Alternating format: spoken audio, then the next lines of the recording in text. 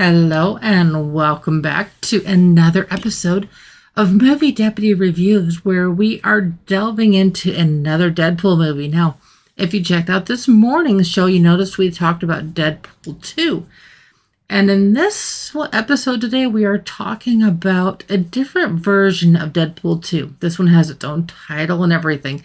It's called Once Upon a Deadpool. Now, when you think Once Upon a Time, you think of these happy-go-lucky, cutesy, fartsy little feel-good stories, and that's not necessarily what you get here.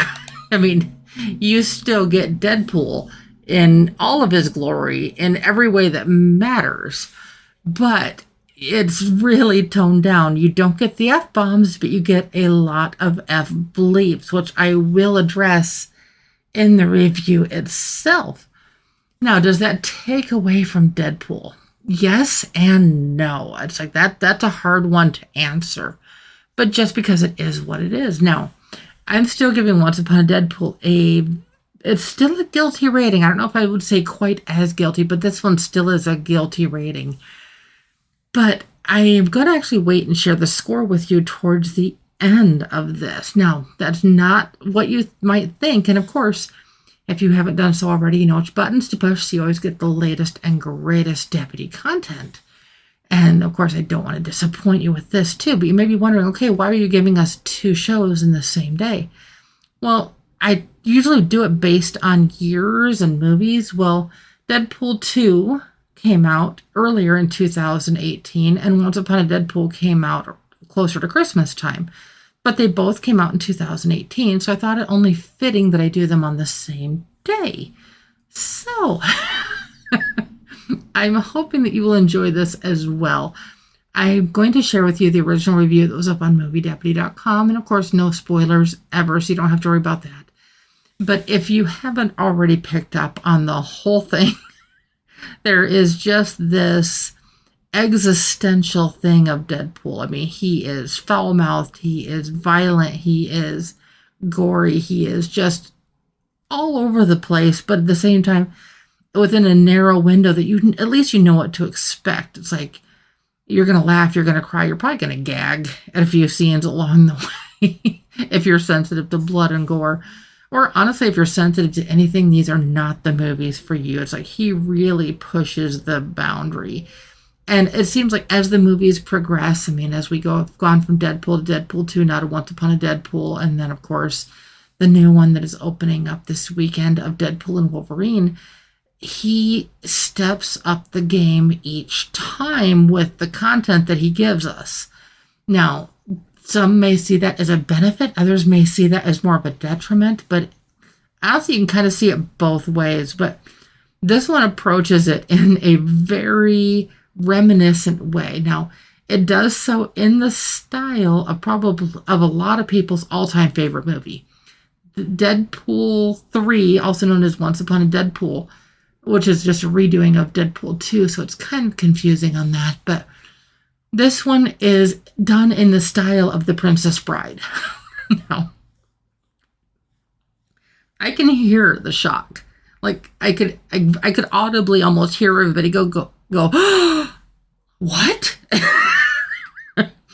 So if that was your reaction, that's fine. That's perfectly fine. Because that's just what this is. I mean, it's supposed to be just over the top. Now, like I said, I'm going to share with you the original review, and then I will share with you the score that I gave this. But here we go.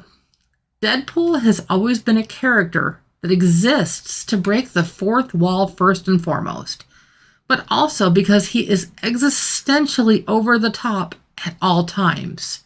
Here, in an effort to reach a different demographic, he self-narrates with the help of Fred Savage. Hey, I did say Princess Bride, but in Deadpool 2, but this is basically Deadpool 2 in a PG-13 version. There are no F-bombs, but there are a lot of F-bleeps. All the while, Deadpool and Fred Savage are back in a reminiscent scene from The Princess Bride. Now, the story is still Deadpool 2, which may take some viewers by surprise, but it tones down a lot of what makes Deadpool, well, Deadpool. I wouldn't go so far as to say it's family friendly. but at least it's safer for a younger audience, like 13 plus. At the same time, while it's toned down, the existential content that makes Deadpool what he is toned down as well. The humor that happens during the narration helps, but it definitely loses some of the magic. Those who go to see Deadpool for the over-the-top behavior may find themselves wondering what happened. But those going to see Deadpool out of his element will simply enjoy it for what it is. If you do decide to watch this, make sure to stay into the credits because there are 3 Deadpool bonus scenes. And then stay beyond all of that for a special Stan Lee bonus at the very end, and you'll want to bring your tissues.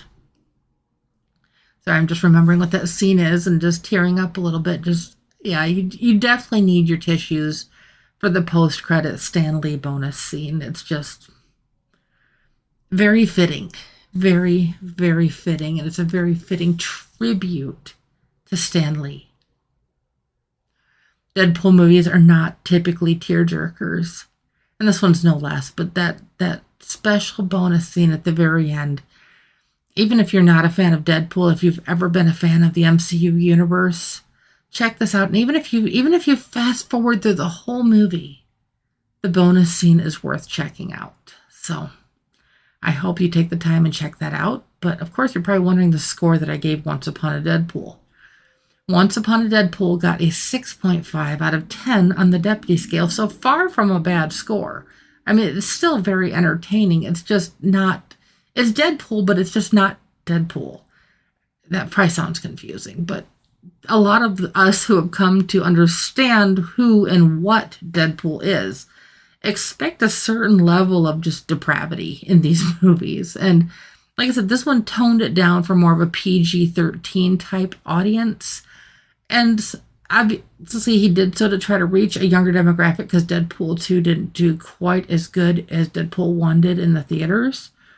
Probably because people did not know what to expect with Deadpool 1, and then Deadpool 2, people probably knew less of what to expect. But there's the entire demographic of us that just get a lot out of these movies, and I hope you're one of them.